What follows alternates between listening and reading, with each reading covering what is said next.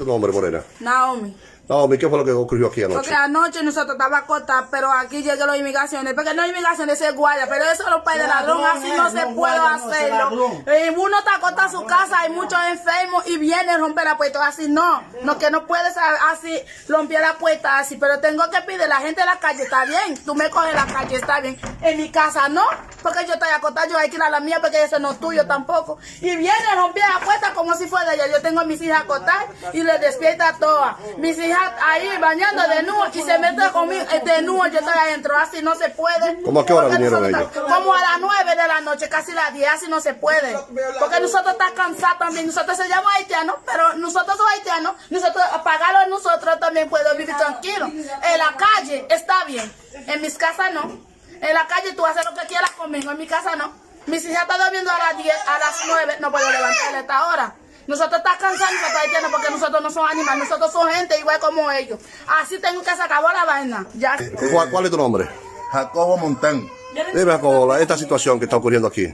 Bueno, Fausto, aquí hay una situación que la guardia está actuando fuera de ley, entrando en propiedad privada sin ningún tipo de autorización y entendemos que eso es ilegal.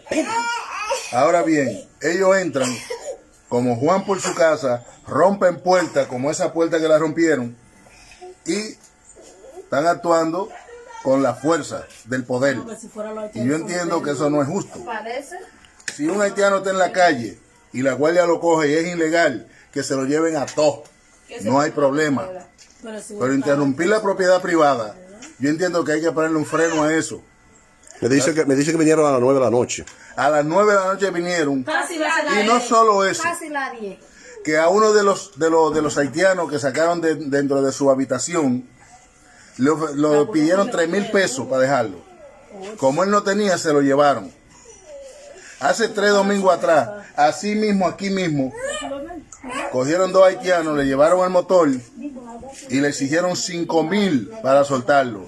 Ellos lo buscaron y lo soltaron.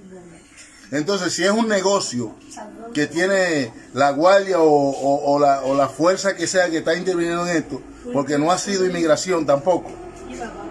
Entonces, yo considero que la persona contundente debe de tomar acción con esto y corregir eso. Y si lo corrupto se llama corrupción, pero ¿cuáles son los más corruptos? Es la familia es la primera corrupto. ¿Y cuál es la familia? La fuerza que protege al pueblo, que se supone que protege al pueblo. ¿Dónde está esa protección? Entonces, eso es lo que queremos.